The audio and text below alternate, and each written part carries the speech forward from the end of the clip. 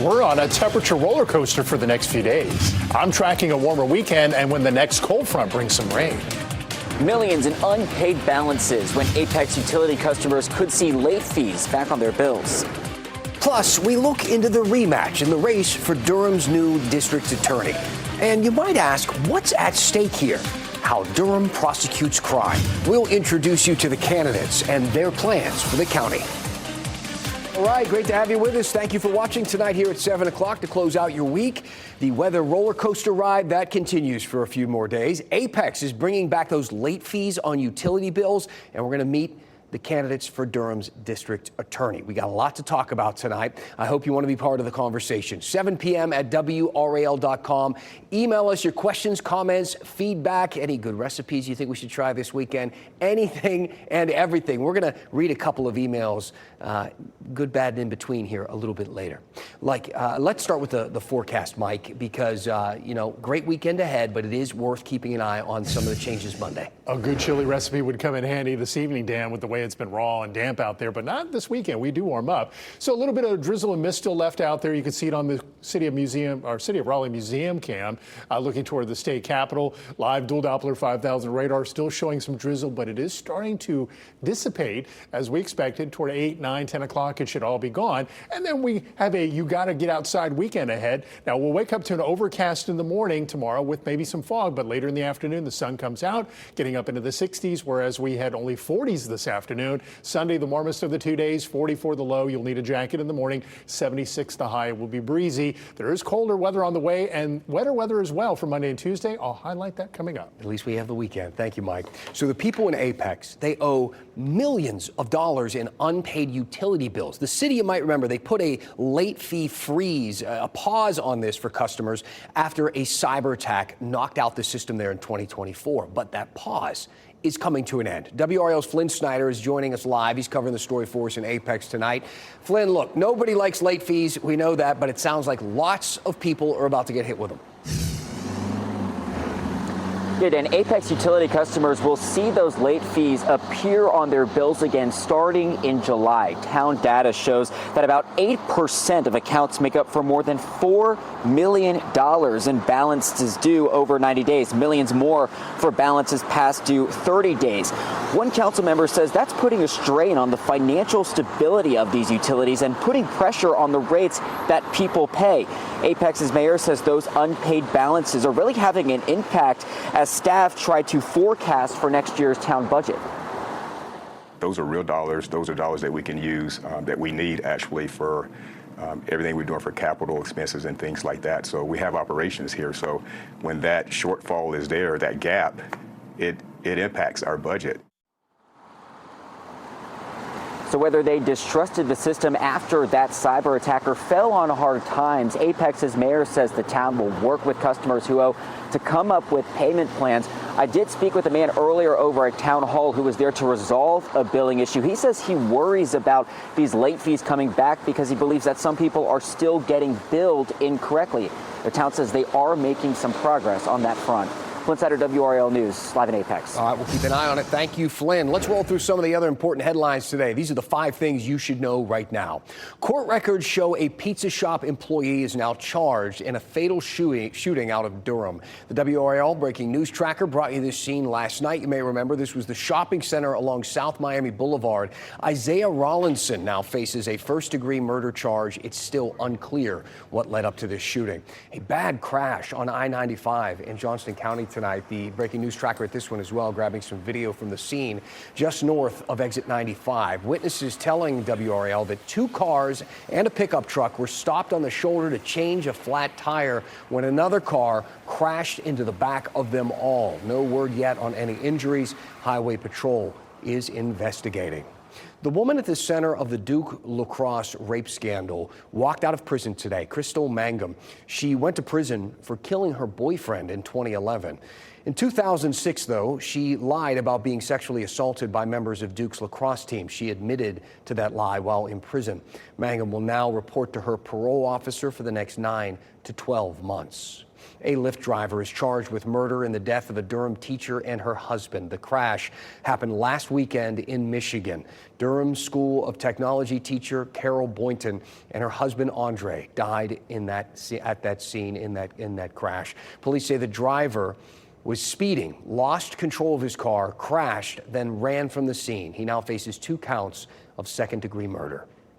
Senate Leader Phil Berger wants to put a year-long freeze on property tax reevaluations. He says he will introduce a bill in a couple of months, and lawmakers may consider even broader changes to property taxes and how all of that is handled. Right now, local governments handle that, not the state. It's the local governments that are in charge of the property taxes. And this move, coincidentally, comes just days before Election Day. Berger facing a tough Republican primary challenger in Rockingham County Sheriff Sam Page. Let's get to a couple of good questions that we have in the 7 p.m. inbox over the past couple of days. Lots of you sending those emails to 7 p.m. at WRAL.com about elections.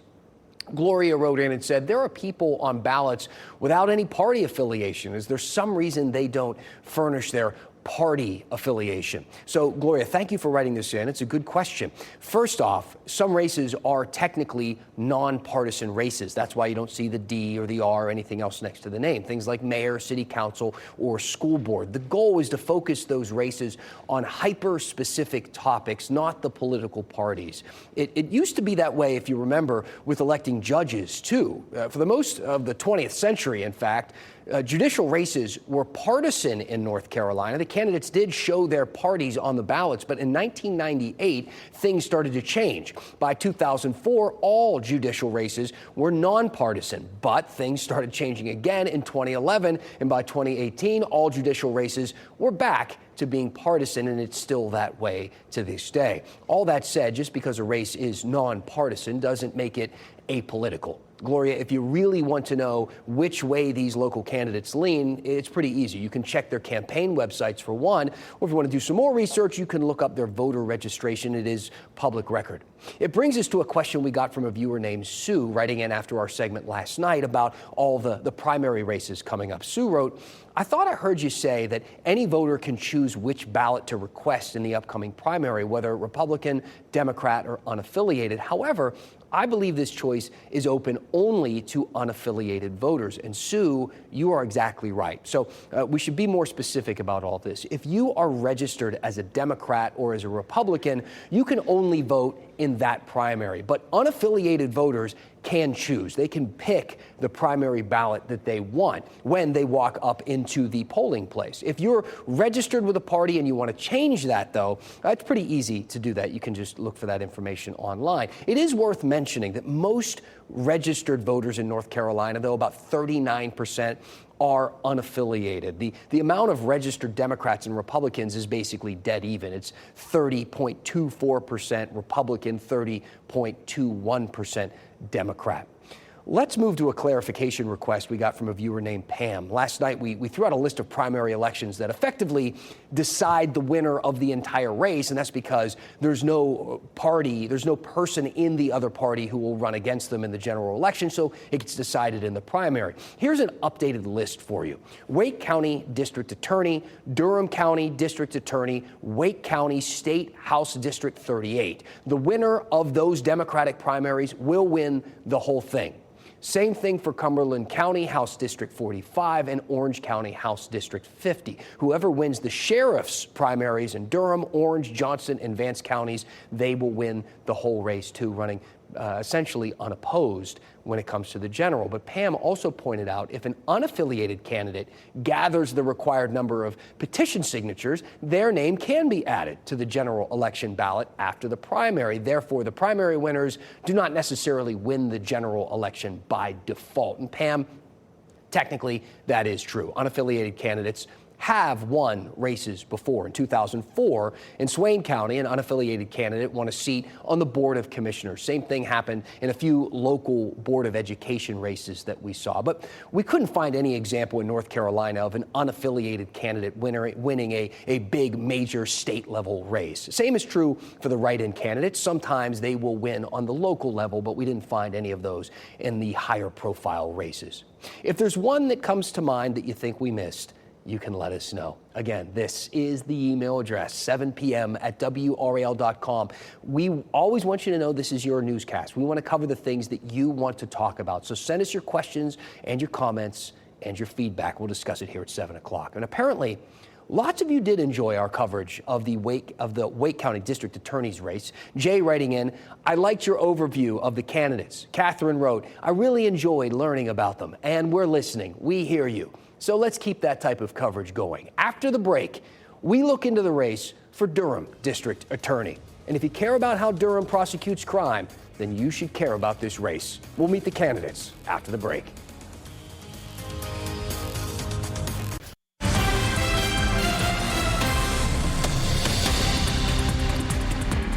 Brian Schrader here in the WRAL Live Center with a couple of traffic alerts happening right now. A crash in the eastern part of Wake County on 64, not too far from Lizard Lick Road. This is the camera back at Green Pace Road. Seeing some very heavy delays in both directions, 64 eastbound and westbound between Zebulon and Nightdale right now. You can see that crash up at the top of the screen. And then there's another crash in Durham. This is on 85 northbound just beyond Red Mill Road. Down to one lane on that northbound side. We're going to get some more details about that crash. All right, thank you, Brian.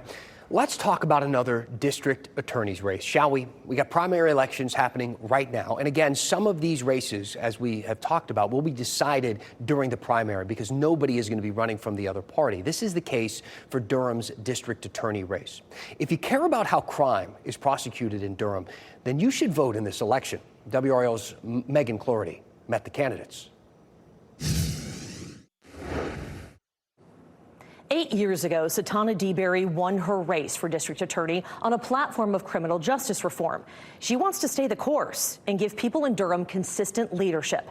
And her challenger, Jonathan Wilson II, is back, setting up a rematch for the last race in 2022. He says victims are not being heard, and the reasons behind that spike in youth violence at Durham's seeing needs attention. So this is different offices in here. Jonathan Wilson II is navigating another race against the incumbent, Satana DeBerry. It can feel like a maze. But my law office is in here, so. Returning to paths you've walked before. When I ran the last time, I had no idea about politics, especially in Durham and how it operates. And I could have easily just been like, you know what, I'm just going to go back, raise my family. But no, it was never a part where I was like, I give up. No, it was something like, I was like, man, it's not changing. Wilson grew up in Winston-Salem, way up. He's 6'4". He chose Durham to raise his family and build a career as a defense attorney, fighting for the underserved. Wilson will prioritize violent crimes, is on board with Durham's restorative justice program, wants to increase office transparency and reduce kids' access to guns. He says the recent spike in juvenile crime is tied to the drop in student attendance. Well, because juvenile crime has gone up. I'm seeing it. Kids are getting access to firearms. Kids are being charged with breaking into cars. They're shooting at each other. They're dying. Like, we have to get them in school instead of getting into the streets. Wilson takes the criticism he has not run a large office like the DA has to. He says he has experience managing different people in different settings, including running his own firm, assistant managing a restaurant, and coaching North Carolina's Special Olympics. I think Durham deserves a district attorney that's going to be present.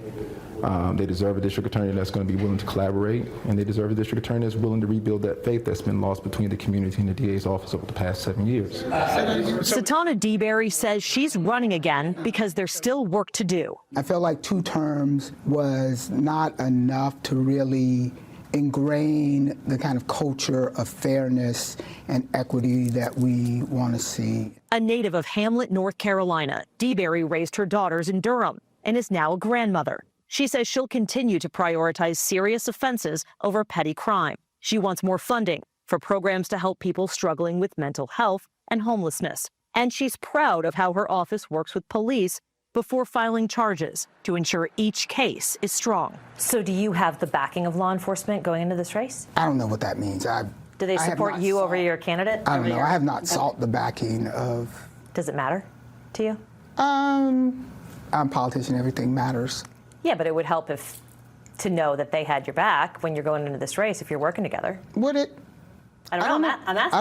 I don't know. No matter who's in her corner, DeBerry says her brand of criminal justice reform works. A recent study found in 2025, Durham saw violent crime drop. Unless we focus on holding people accountable for that, or over-incarcerating people who are homeless and so consistently come into contact with law enforcement. Let's think about what those people need, whether that's mental health, whether that's substance abuse treatment, so that we can then also free our law enforcement to be involved in the more serious and violent things. DeBerry has faced criticism as Durham County's top prosecutor. And our station has done a lot of reporting on your office. If voters are going back and looking at some of that reporting, do you think they should take that into consideration when they think about electing you as the next DA? I'm always open to feedback, whether that be critical or not. You're open to being held accountable? I am absolutely open to be held accountable. That's what I do every day as a criminal prosecutor, is I hold other people accountable. And it would be hypocritical for me to say that I am not myself also open to being held accountable. Thank you to Megan for that report. Again, early voting ends tomorrow at 3 p.m. Then it's Election Day on Tuesday. Don't miss your chance to vote in these primary races. Your vote has a lot of power in these elections. If you want to hear more from the candidates for Durham County District Attorney, we have the full interviews on the WRAL YouTube page. We also have full interviews with the candidates for Wake County DA as well. Mike? And we're heading in a drier direction. The drizzle is tapering off. Here's a look at the live dual Doppler 5000 radar, and you can see it gradually dwindling down. We get a closer look at what's happening over toward Goldsboro. That's falling apart across Johnston County, Durham County, also Alamance and Orange counties. So the gradual trend will be just to have cloud cover, maybe some fog by daybreak.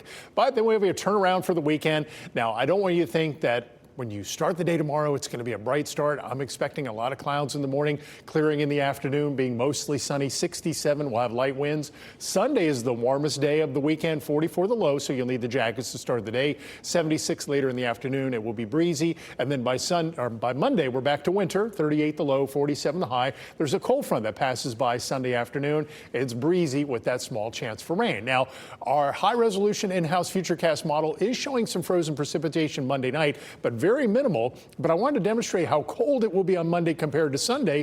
39 at lunchtime on Monday. Later on in the afternoon, still in the 30s. Our high will probably happen around midnight and then just be raw and cold again with clouds during the day Monday. Then we have some light precipitation coming on in. Shouldn't amount to a whole lot, but the model is showing the possibility of something frozen, the pink showing up, and this brand new run that has just come in very minimally shows some precipitation. By lunchtime, some spotty light rain with temperatures in the 30s.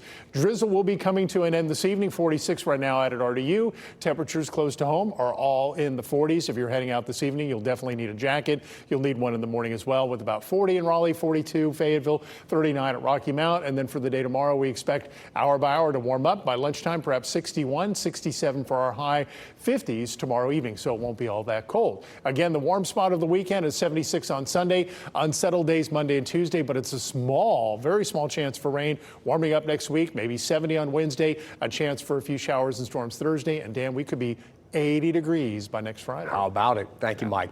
Hey, let's talk about a local business that's really a Raleigh OG. We should celebrate the places that give our city character, don't you think? Players Retreat is one of them. They just celebrated 75 years, and about 30 years ago, at the 30-year mark, WRAL did a story on them, and it's your Friday moment of nostalgia after the break. This week, a Raleigh staple celebrated 75 years in business. The Players Retreat on Oberlin Road has been there since 1951. It is a hub for NC State fans and a popular late-night spot. And for decades, they've served beer and hot dogs and all the rest. To celebrate 75 years, Players Retreat wound back the clock a bit, setting the prices for the hot dogs at 25 cents and beer at 35 cents. That's how much it cost back in 1951 when the place opened. And as you can imagine, a huge crowd showed up. We heard that people were waiting in some cases for about an hour to get in, but they said it was worth it. WRAL has been to Players Retreat many times over the years, and today we went into the WRAL archive. We found another story about this business getting creative from 1981 when they served customers Thanksgiving dinner. It's something they still do to this day. Thank you for watching WRAL News here at 7 o'clock. Have a fantastic weekend as we leave you with this, your Friday moment of nostalgia.